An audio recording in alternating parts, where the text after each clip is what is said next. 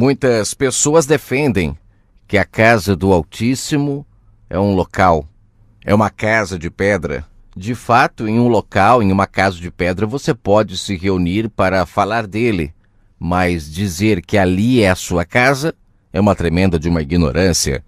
Pedro, um dos apóstolos do Messias, ele disse em sua carta, em 2 Pedro, capítulo 2, que surgiriam homens com palavras fingidas e fariam da humanidade negócios.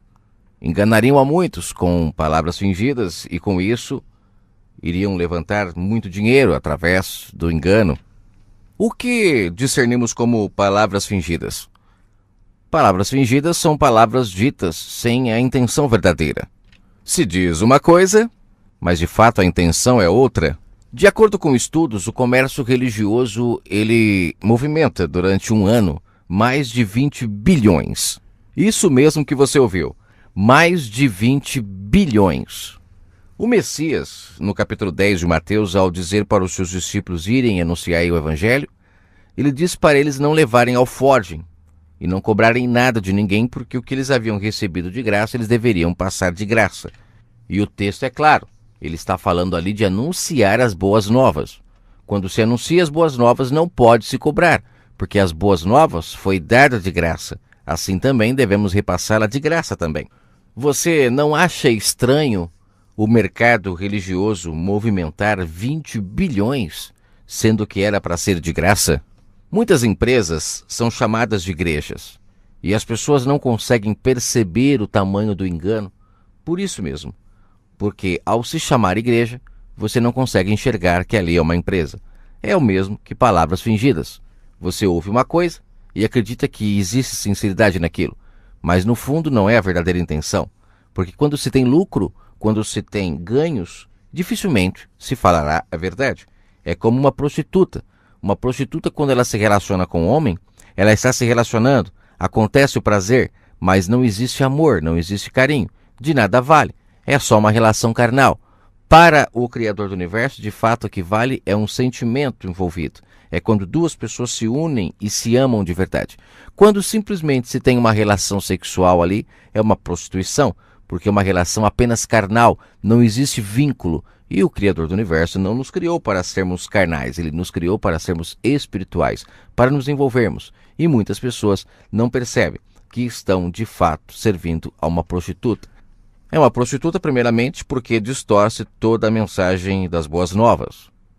Aprisionam as pessoas, forçam elas a pagarem por seus prazeres. E como é que as pessoas pagam? Através de mensagens enganosas, fingidas, palavras deturpadas, fermentadas, e sem perceberem, estão de fato sustentando uma empresa. Perceba como é uma empresa o sistema religioso. Para abrir uma igreja, é como abrir uma empresa. Basta você ir a um cartório, isso mesmo, é como abrir uma empresa. Basta você ir a um cartório e lá você fará os mesmos procedimentos necessários para abrir uma empresa. Crie um nome dessa empresa. De preferência um nome que atrai a atenção das pessoas. E também crie um slogan, porque o slogan ajuda o nome da igreja ou empresa a fixar na mente das pessoas. Vou te dar um exemplo do que é um slogan.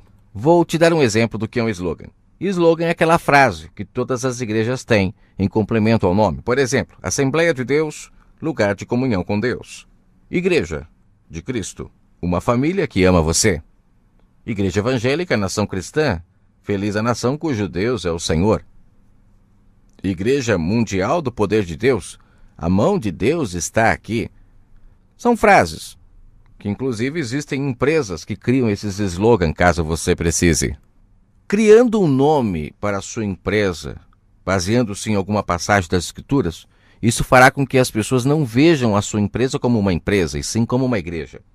O diferencial e vantajoso é que você abrindo uma empresa e colocando o nome dela de igreja, você não pagará impostos para o governo. Isso mesmo, você fica isento de impostos. Não existe nenhum tipo de comércio na face da terra que não pague impostos, apenas o sistema religioso. Se pararmos para pensar que os impostos arrecadados pelo governo é para ajudar as escolas a terem ensino para as crianças, é para alimentar as pessoas favorecidas, é para construir casas para o sem-teto, só o fato do sistema religioso não pagar imposto, ele já não está contribuindo com isso. E o principal, o próprio Messias disse para dar a César o que é de César. E o sistema religioso que diz que é seguidor dele, do Messias, não paga imposto. Ou seja, já estão desobedecendo uma ordem. E o mais interessante, por que não paga imposto? Será que é porque existe algum combinado entre o governo e o sistema religioso? O governo oprime as pessoas para que as pessoas vá para a religião e chegando na religião são fermentados e escravizados e o principal, se disserem que querem sair da religião, agora vão para o inferno, não tem mais perdão, estão todos perdidos e as pessoas acreditam nisso e se tornam escravos. São obrigados pela vida toda a manter essas empresas chamadas igrejas. Se você for uma pessoa influente e tiver algum contato político, você pode até ganhar do governo um terreno para construir a sua igreja. Coisa que ninguém consegue. Você, quando abre uma empresa e coloca o nome de igreja, você consegue. Vamos ver os pontos positivos para uma pessoa abrir uma empresa e colocar o nome de igreja. Primeiro ponto, você não precisa comprar mercadorias para vender. Uma Bíblia já é o suficiente para você criar todo tipo de campanha, ou seja, promoção, para arrecadar dinheiro. Porque campanha no sistema religioso é o mesmo que promoção. Todas as campanhas lotam-se as igrejas. E quando se lota uma igreja, você pode ter certeza que estão se faturando muito. Porque não existe campanha no meio religioso sem envolver dinheiro, sem envolver finanças. É o mesmo que acontece em um comércio secular. A diferença é que em um comércio secular, você gasta o seu dinheiro, compra algo e leva para casa. Já nessas empresas chamadas igrejas, como eles não te vendem nenhum produto, eles vendem ilusão, promessas, você deixa o seu dinheiro e não leva nada para casa. O engraçado é que essas pessoas que abrem essas empresas chamadas igrejas, eles precisam do seu dinheiro para pagar as contas deles. Mas quando é para pagar as suas contas, você tem que esperar em Deus. Isso é meio que 2 pesos e 2 medidas, você não acha? Quando se abre uma empresa chamada igreja, se vende promessas, ilusões. Não existe nada concreto. Não existindo nada concreto, então você não precisa ter um estoque. Basta ser bom com as palavras. Você percebe como é vantajoso abrir uma empresa e colocar o nome de igreja? Uma empresa tradicional, ela precisa ter um grande estoque de produtos para se manter. Isso envolve muito dinheiro. Já em uma empresa que você coloca o nome de igreja, você não precisa ter estoque. Basta ter um bom argumento. Alguns envelopes, com 2 ou 3 versos isolados da Bíblia, promover uma campanha e o retorno financeiro está garantido. Ponto 3. Veja agora mais uma vantagem e facilidade que se tem em abrir uma empresa e colocar o nome de igreja. Em uma empresa tradicional, se o cliente comprar um produto e o produto estiver com defeitos, ele volta e a empresa tem que ressarcir. Ela tem que ou devolver o dinheiro para ele ou o produto consertado. Mas pasmem, nas empresas chamadas de igreja isso não é necessário, porque o cliente sempre vai estar errado. É uma frase contrária do comércio tradicional. Nas empresas tradicionais, o cliente sempre tem razão. Ele merece receber o seu dinheiro de volta, o seu produto consertado. E isso é uma regra. Existe até um livro que chama Código do Consumidor para favorecer o cliente. Já no meio religioso não é assim. O cliente sempre estará errado, não importa o que aconteça. Os argumentos utilizados para que os clientes, ou seja, os fiéis, não reclamem por não haver conseguido o que pediram são sempre os mesmos. Primeiro deles, você não teve fé o suficiente. Segundo, você não foi fiel nos dízimos, com certeza, nas ofertas. Você não está frequentando o culto. É por isso que você não está recebendo o que você precisa. Ou seja, para se conseguir o que se quer, o cliente ele tem que dar mais e mais de si, do seu dinheiro, da sua vida, e muitos morrem sem conseguir. E por quê? Porque não foi isso que o Messias ensinou. Ponto 4. Você, para abrir uma empresa chamada igreja, você não precisa se especializar em nada, a não ser que você queira. Se você quiser, você pode procurar algumas escolas que te ensinarão a manipular melhor o livro Bíblia. E assim, mais facilmente, você conseguirá a riqueza que você tanto almeja. Em uma empresa tradicional, geralmente as pessoas elas entram como vendedores, serviços gerais, e depois elas vão crescendo dentro da empresa. Já no sistema religioso, não. É muito simples. para você se tornar um líder, basta você se intitular. É só ir no cartório e colocar que você é um apóstolo, um pastor. E a partir daí, as pessoas já te verão como uma autoridade. E tudo que você disser será como Deus falando. Ponto 5 e um dos principais pontos. Você terá muitos funcionários de graça. Isso mesmo, pessoas que trabalharão para você de graça. Quando um líder religioso, ou seja, um chefe, um patrão, ele dá um cargo para um dos seus fiéis, essa pessoa se sente tão feliz que ela agora vai trabalhar de graça para a empresa. Basta dar um cargo mesmo aos frequentadores de sua empresa e eles cuidarão de tudo para você. No máximo, você terá que dar um salário, não muito grande, para aquela pessoa mais dedicada, aquela que toma conta de várias empresas para você, várias filiais. Com isso, você poderá abrir, então, muitas filiais porque tem com quem contar. Quando eu chamo de filiais, eu estou chamando das igrejas menores, né? Não a sede. Existe a sede, que é a capital da empresa, e existe as filiais, que são as outras empresas, que todas enviarão todo o dinheiro arrecadado mensalmente para a sede, sem risco de roubo e também sem custos trabalhísticos ou impostos. Ou seja, se precisar mandar alguma pessoa embora, faça e não se preocupe, porque ela nunca te colocará no pau, porque não existe isso no meio religioso.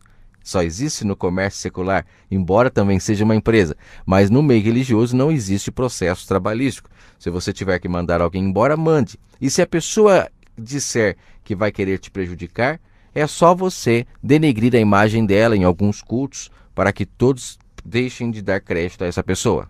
Ponto 6. Coloque sua empresa ou igreja em pontos bem comerciais, de preferência ao lado de grandes empresas do varejo.